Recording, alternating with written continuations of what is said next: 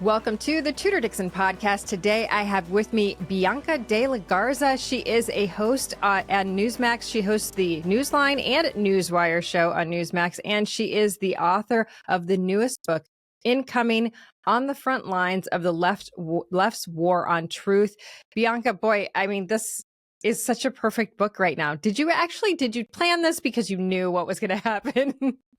I was hoping the outcome of the election would be the one that we saw with Donald Trump as the victor. It puts our nation obviously on a course that I think so many of us had hoped and prayed would be the case. Return to normalcy as moms, as everything. I did write the book with the intention, though, of releasing it right during this election season, because there's so much information that I'm learning 3 hours a day on the air that I can't even tell you. Having another platform, a book, a way to wake people up is so critical. And I think we've really done a great job seeing the mainstream media, big media, be exposed, but there's so much more to do. Well, I think that a lot of people were shocked by the results on the left media, but it seems like the people in the country were not so surprised, but they started to leave those media outlets right away. Now, I don't think that they're gone for good by any means, but I do think that there was this mourning of their audience and they decided we need to check out. It's like that. My kids the other day were like, so-and-so at school takes mental health days every so often. I was like, oh, really? Okay. But I think that's what is happening on that side of the aisle. One thing I wanted to ask you about is people always think that they have so much power, And I think we've historically thought that the media has a massive amount of power. But what we found is that the media actually had a small amount of influence, and it was the outside media groups like the streaming services and all of those and the podcasts that started to have more power. What's your take on that, having been in news your entire life? We've seen eroding of trust in big media for quite some time, but it was just such a complete breaking open of, the matrix, if you will, after Elon Musk, I think, bought Twitter. I think that's one of the defining points between the last election and this election we can point to. Also the censorship of the Hunter Biden laptop, which could have changed the course of the direction of the election last time and then was proven obviously to be very real. So when we see that sort of erosion of trust and then we couple it with just this candidate, Donald Trump, that is an existential threat to this, institution, the swamp, I believe it's also a globalist sort of movement, to try to keep people under control, under tyrannical government, so we're so exhausted and tired as moms and dads. We're just worried about food and gas. We can't even think about what's going on with all the corruption happening in Washington, D.C. and elsewhere.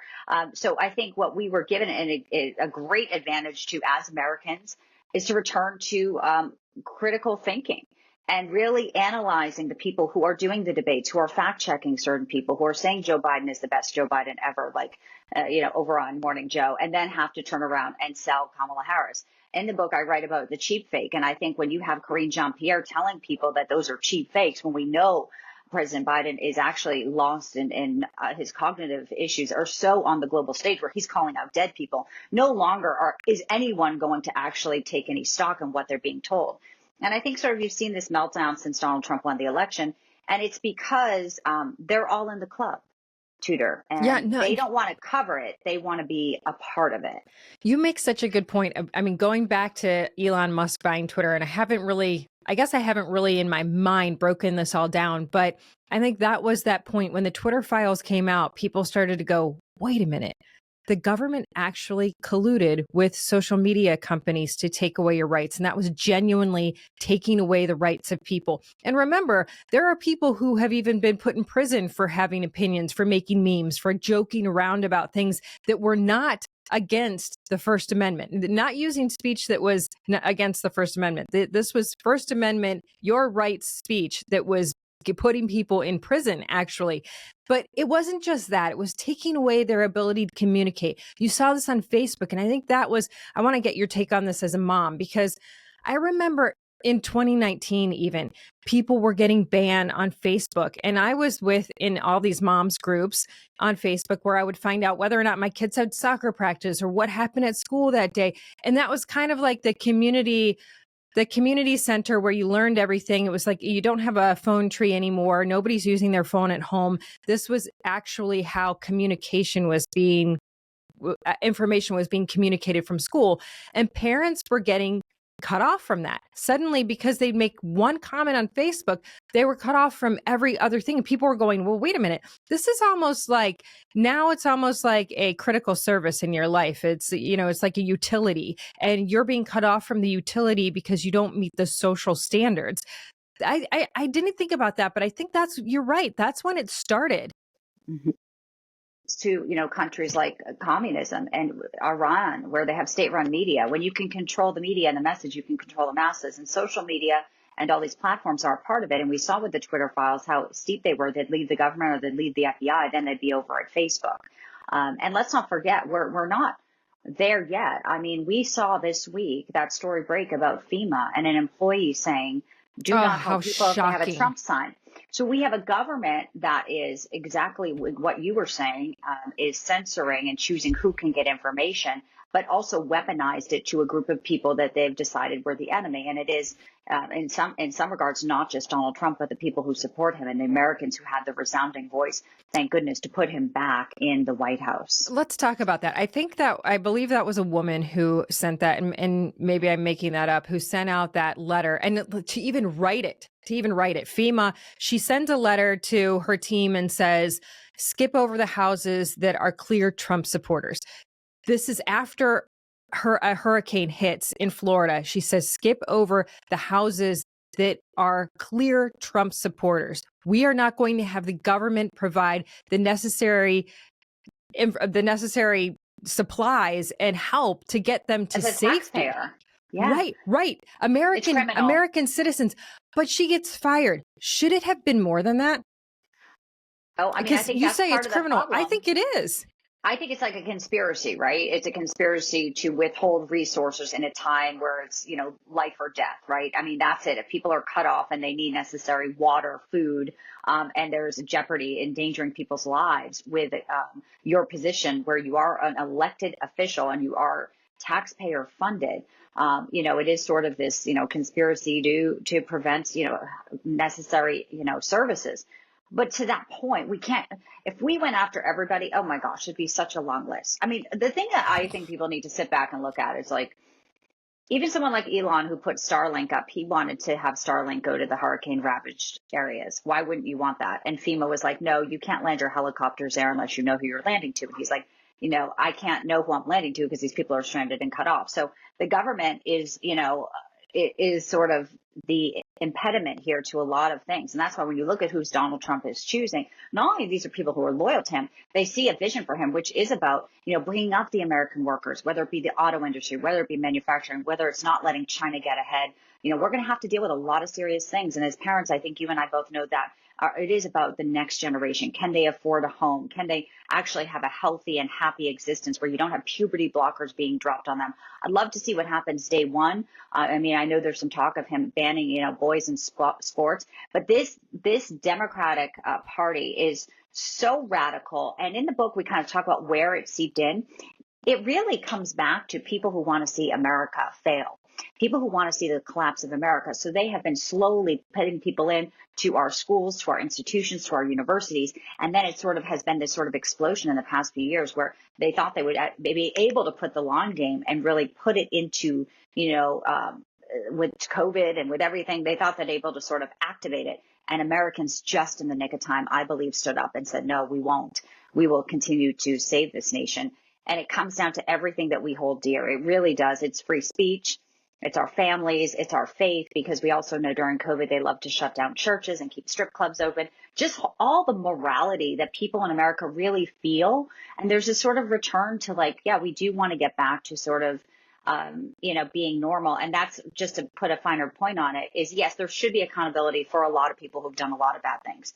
But at this point, I think Donald Trump will have to gauge with his new cabinet at what point do you start moving forward and start repairing and healing this nation. And right. I mean, there's a balance, right? Yes, we can look back and say, gosh, there was a time in my state where you couldn't get a knee replacement, but you could get an abortion. I mean, it was a bizarre time. But yes, can we go back and go through all of that? No, but we can go forward.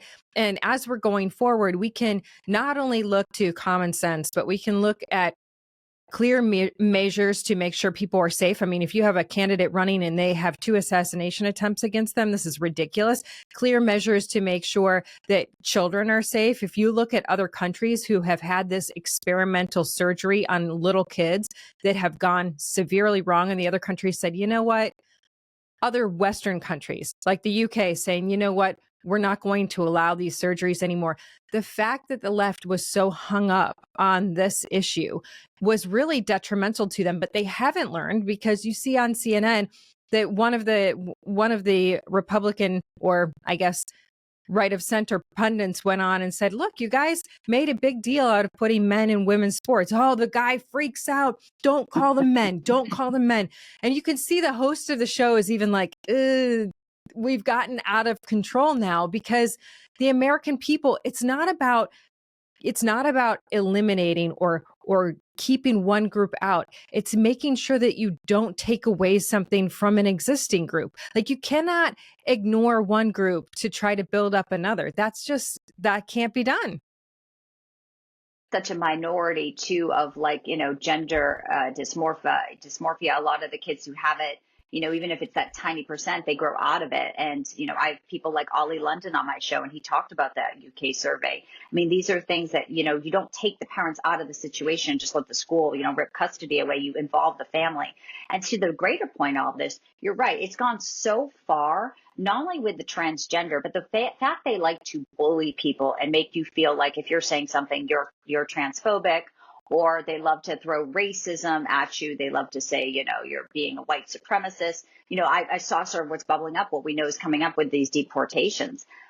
I'm so shocked that they're like, what's the price tag for deportations? Well, why don't you ask the mother of Laken Riley or Jocelyn Dungare or the family of Rachel Morin? Because Tom Homan's going to start that, but I think it's even bigger. I mean, I covered the border. I write about my time in San Diego in the late 90s when I worked at the ABC affiliate. So I know the border then versus now. When I was at the border, recently, and I was there with JD Vance, and there was a drone flying over us 2 weeks post Butler, surveilling the vice president of the United States. And I'm sitting there, and we're about to start rolling, and we hear BORTAC up, and they're like, we can't shoot this drone down. Cartels and they're terrorist organizations. So designate them as that. They're bringing over deadly drugs. And if you had a heart, as the left loves to say, like, we care about women, what about the women that are raped coming across the border with cartel members, and the children sold into sex slaves?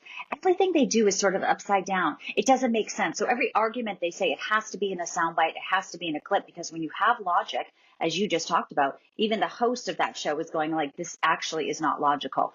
And, we're going to win this, I believe, for the children. I do believe we're in this sort of battle right now to kind of, protect the kids. I do believe it's winnable with the right leadership. We did not have that before with the crazy transgender obsessed Biden-Harris administration. We were on a real dangerous path there. Well, they were also saying that any discussion about the border was a racist discussion, that the Latino community was very upset about this, that he would never win over Latinos. You are a Latina woman. Here you are speaking about this yourself, saying, look, this was devastating. There were people who died in the country, but it's not even, we just hear about the American people who were killed in the country, these horrific murders. But they are happening every day to the community that is coming across. Like, this is not a safe crossing, and this is not controlled by the United States. This is controlled by the cartels. You just went through how evil the cartels are. They came out of the election and they were like, oh my gosh, how did he win over the Latino vote? Like, to the point where they're saying this might be a demographic that is in the Republican bucket from now on. How could we have possibly let this happen? And you can see it in the eyes of like a Nancy Pelosi and all these people who are trying to go back and go, oh, how did this happen? They're like, no, we get them. But then you've had some people come out. I mean, I think even Michael Douglas came out and was like, we're the party of the elites now. This is very upset. Why aren't we more upset about this? Instead of blaming, why aren't we seeing that there are actual groups that have gone to the right and said, I think that this party will keep me safer. So as a Latina woman, how do you feel about that? They did, you said you made a really important point. They have just sort of taken for granted that they would have Latino voters and Black voters for years, and they really haven't done anything to make their lives better. If not, you could say they've made their lives worse, including with abortion, which Samuel Alito says kills more Black babies that are Black disproportionately. So I think they thought that it was like this monolithic group, right? Like, oh, if you're Latino, you're a Democrat, and to some of it, there's some union control in some of this. It really is. But I also think that there was a sense of people who immigrated here who are, especially, I know my family came over legally. My dad was born in Monterrey, Mexico. But they want to be American, right? They want to be here. They want to know our culture. They want to assimilate. They just opened our borders to the entire world, including people from terrorist organizations, people from China. They're not here to assimilate. They're here to plant and create cells. Or the other people are here and they will just import them and try to get them in as voters. So I do believe that the American dream was something that Latinos that thought about. They like, I remember my country. And there was one woman who wrote, my cousin is on Facebook a lot, and she sent it to me. And she's like, I don't want my country to be like Brazil. I don't want my country. Like, they know what countries they fled, the Cubans. They know what they left, oppressive regimes. They came here to America for this. And they don't want people just to walk in on an app, unvetted, because their kids are here too now. And it poses a risk to everybody. I am so grateful, Tudor, that we haven't had something really bad happen in this country. I hear all the time, thwarted, a bomb on election day, ISIS, this and that. We have been so fortunate that these people who are here to do us harm haven't done anything yet. No, I know, but I think about all of the families that have lost someone, and there is a massive amount of, there's too many groups that are filled with parents who have had a loved one, a child killed by illegal alien crime, or a loved one, family members who have had someone killed by illegal alien crime. I mean, you look at, even in Michigan, just before the election, we had a young woman who was dating a man, and I don't know if they knew his status or what the situation is, but here you have your daughter dating someone who ultimately kills her. And then the crazy part about it is that just last week, just after, or maybe it was earlier, maybe it was yesterday, I don't know, but I can't remember, but our local newspaper came out and their headline was like, this guy got sentenced, the man who was like made famous or something, or made a big deal out of the election over this man killing this woman, has finally been sentenced. Instead of, it was like, this was used in the election. No, this man murdered a girl, threw her out of the car on the side of the road, and then admitted to it. And he is an illegal alien. And yet they still are like, oh, they just used this. No, it's not. There is a difference between talking about the truth and talking about the danger of a situation and addressing it and using something for political gain. And I would say on the other side, they use pain for political gain all the time with no solution. This was a difference of coming with a solution. People saw that. What a shame. That's a shameful article. But you're right. They do relegate it into sort of a talking point because in some ways they are the elites and they're isolated from it. I mean, they're not really in the same situation as middle Americans. A lot of these, folks who are working for big media, they sit in their fancy studios and it's easy for them to go back to their mansions and, just talk about these things that they hear at the cocktail parties. And people protecting them with guns. Right, exactly. And then the person who killed Rachel Morin, who's charged with her murder, fled his country. He's accused of a murder inside his country. So no, none of this is political. But they always have to find the way to fit the narrative. And the narrative is never, yes, we shouldn't open our borders. They're still not admitting what a big issue it was. They're still sitting across from Tom Homan saying, what's the price of a deportation? And that's what I get to. They still don't get it. They're not going to get it. So we have to move forward and understand, fortunately, Donald Trump gets it. He's a leader in the White House now, and they will all fall in step with that. And I do think that some of the places like California in this past week, what we've seen is they all backed Proposition 36, which is to get tough on crime, because they now are waking up. And even in a blue state, they're saying, yeah, we need shoplifting to be a crime. We need sort of stiffer penalties for drug offenders. And we also saw the district attorney, George Gascon, be voted down. He's a Soros-funded DA who was, basically not charging people when they had pedophilia and letting them go. And of course, he commuted the Menendez brothers right in time for them. But Gascon's out. So there's some, the London Breed, the mayor of San Francisco, Oakland DA. So even California, you can see the blueness. They still want law and order. No one is signing up for, just lawlessness on the streets, because then when it starts seeping into their own communities, they even realize, oh, well, I may live in a wealthy, coastal elite, but I still think that I need protection. whoever thought it would be a good idea to defund the police. It's so stupid. And now they pushed it so far with every single specter of it that there is sort of this recalibrating this balance. But I'd love to get your take on sort of where people go to get their information. You have a fantastic podcast. You have people, you talked about the alternative media. I really do believe that the ratings were so low for MSNBC and CNN this election cycle that outlets like Newsmax and others, we now sort of, and X, we are the media. And I think there's a real opportunity here. And I write about in my book, the hope for that and young journalists and the next crop of journalists. I've been doing this for almost 25 years. It's not even a job to me. It was a calling. And it's so important to me that the people who hold the microphones, be it in that White House press briefing room or be it on the street at the local ground for the newspapers and the reporters, are asking the right questions, because they're the conduit, Tudor. And that's how headlines, like you just said, get printed. If they don't understand, if they're not being trained in really the ramifications of what they're doing, and they just want to kind of sit back and regurgitate Ian Sam's talking point, which so many of them have done, our society can collapse very quickly. Well, I think that when you talk about the media, I think that it's twofold. It's going to change candidates and it's going to change how people hear from candidates, because I do think that the majority of people are like, wait a minute, you lied to us about Joe Biden. You never bothered to interview him. When you did, you cut it. You made it look great. I mean, look at the CBS interview with Kamala Harris, how they changed the answers. That killed them. The legacy media is really dead. When you see them out there complaining about what happened in the election, they're sad and they look like they're at a funeral because it's their funeral. They know what they did.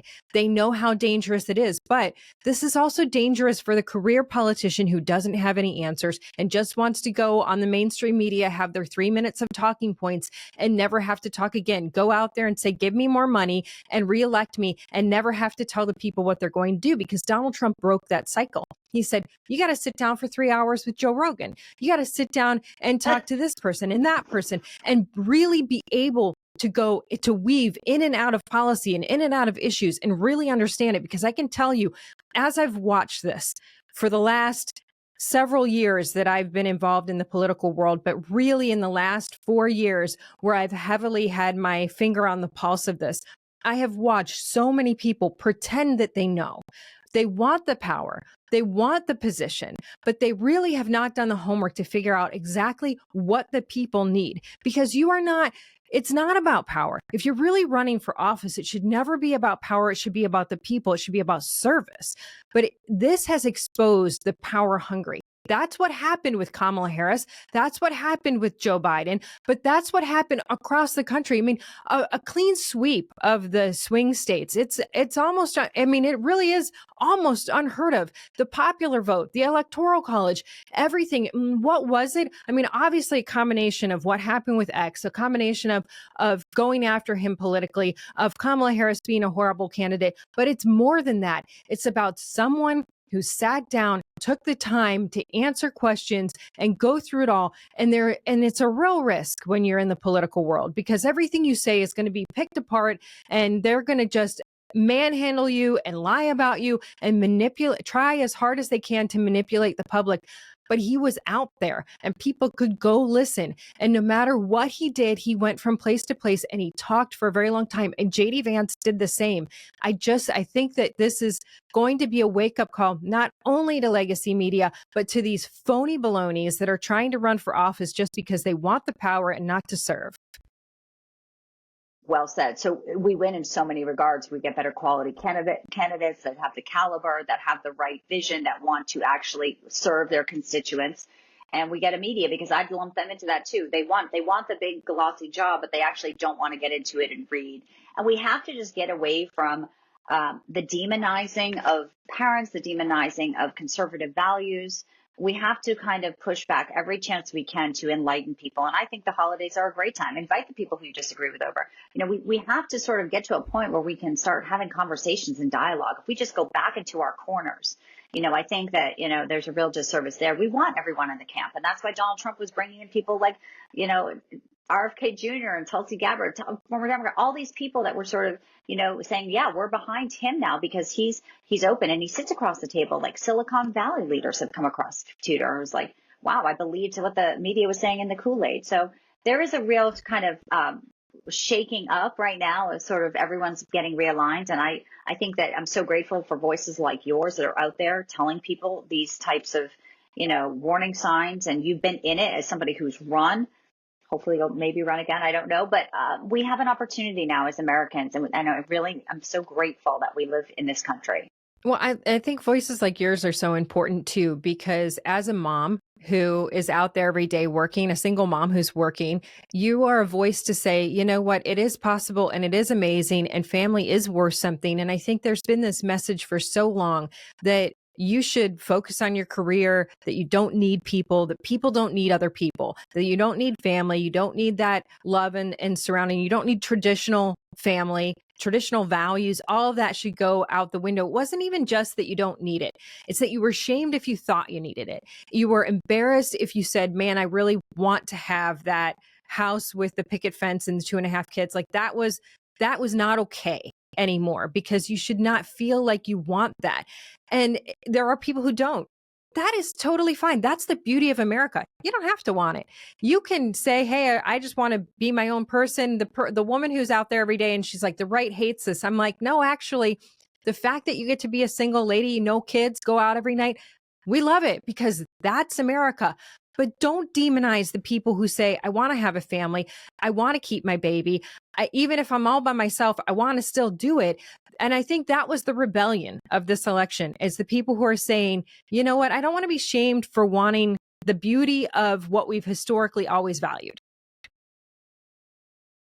Well, why do you think so many people want to come to America? The American dream is something that is so special, and everything it affords, that you can start from nothing and make it whatever you want. And it's freedom to choose whatever you want. If it's having, 10 kids, whatever. If you're having no kids, fine. It's just the idea that they want to oppress and put something, an imprint on our young kids. And a lot of it is also division from family, because then you're under the government's control. It's not because they think you should be an independent woman who doesn't want kids and have a career. It's because once you kind of get away from your family, the only voice in your head are the people in this echo chamber, and they're actually not looking out for you. They're looking out for themselves, and they're looking to kind of put you under into a control pipeline. And that's not what we want. We need free thinking. We need critical thinking. We need to question everything and understand, now that they've been exposed for the lies, it's hard to get trust back, Tudor. It's like a personal relationship. Once you lose that, I don't think that any of these legacy medias they deserve it. They're not going to be able to just earn it back immediately when Donald Trump's, it's not like January 20th. They're like, we love Donald Trump. No, you still hate him. You will still try to smear him. And we will be there to call you out every single step of the way. You make such a great point. It makes me laugh because at the end of the election, I think we're all kind of like, we have no idea how this is going to go, because you're listening to all of these voices coming out. And that side of the aisle was saying, she has overwhelmingly won women. Women hate him. Women hate the right. Women will never accept these lunatics. They think that it's a Handmaid's Tale, all of these things about how awful we are as people that are right of center. And they were slapped in the face because women came out overwhelmingly for the right. Now, I don't think that this is just a Donald Trump thing. I think that it's exactly what you say. It is an American thing. It was to come out and say, you know what? We don't have to be in one bucket. Maybe we choose that bucket, but we get to choose and you don't tell us. Luckily, women run a lot of household finances. So I think there was a combination of the kitchen table issues, the as you mentioned, transgender. I think there were a lot of, we are decision makers. We're great at multitasking. And I think there was a sense of, where are we going? How much further are they going to take it? And just a lack of trust too. Like Kamala Harris was a terrible candidate. Honestly, as a woman, I'm thrilled to have a woman president someday, but not her. Absolutely not her. Her pedigree is she's someone in California who just leveled up because it's a one-party system there, from her roots of where she started, getting involved with Willie Brown. I call it out. I mean, it's not somebody who, her career is not one as a woman I actually have any respect for. She's a skilled politician. She can deliver a speech. She can get talking points. She can con people. That's not what I want. I look at someone's character. I look at their heart. I look at, their sort of moral compass. And to me, she was lacking on so many ways. And she was never qualified. It was always identity politics. And even though the media tried to dress her up, it was almost kind of sitting on the back end, so going, I hope America sees what I'm seeing. And I'm sure you were feeling that way too. And they did. And they did, Yeah, which is great. that's the beauty of the new media. You get to actually see the person. That's why I'm saying candidates have to be a different quality now. So before I let you go, tell us again about the book. Tell us where we can find it, all of that, because I love your insights. What you've said today, you've reminded us of this path that we've been on that I don't think we even realized how rocky and crazy the path was. But I think it's so important for us to fully understand it and go through that book so that we know what the path is going forward. So tell us about the book again. Encapsulates the most volatile period of American history we just went through, but it's also, packed with a lot of research on, what happens to educational institutions, when it comes to indoctrination, which we know Donald Trump will be looking at the Department of Education. So you'll see why Randy Weingarten was called one of the most dangerous women by Mike Pompeo. We talk about our elite universities, which are still seeing, anti-Semitic protests despite the university heads going down. But yeah, it's called Incoming on the Front Lines of the Left's War on Truth, because I am here 3 hours a day at Newsmax. And it was so important to me to kind of just at least document what we're seeing, put it out there in a very easy to read book with a little bit of hope. It's not a memoir, but I talk about my career in journalism. We hit #1 on Amazon. So it's in Amazon and Barnes & Noble and Target.com and where books are sold. But I think it's actually a really inspiring read. It's not all doom and gloom, and certainly not with Trump coming back. It's not either. When I wrote that, I didn't know, but I felt that it was important as a mom, as a conservative, as a Christian, and most importantly, as a journalist here, to let people know the reality of how the propaganda complex works and how I've been trying to disseminate fact and truth, but now they can take this and learn so they see the signs as well, and they can, hopefully protect their families. And, information is how you vote. You vote also your mind and your values. Thank you so much for coming on. Thank you for writing the book. Honestly, go out and get the book, but also make sure you're watching Bianca on Newsmax, because if you listened today, really listened, she is such a smart, genuine lady. So fun to be around. Every time I'm on your show, I love it, but I see you in person. You're just a delight. So thank you so much for being here. Check her out on Newsmax. Make sure you get her book. These are all, we have to support the voices that are out there working for us and making sure that people are protected. So Bianca De La Garza, thank you. Thank you to your amazing viewers. A great conversation today. I really enjoyed it. Me too. And thank you all for joining us, as she just said. And make sure you check out the Tudor Dixon Podcast at TudorDixonPodcast.com, iHeartRadio app, Apple Podcasts, or wherever you get your podcasts. And join us next time. Have a blessed day.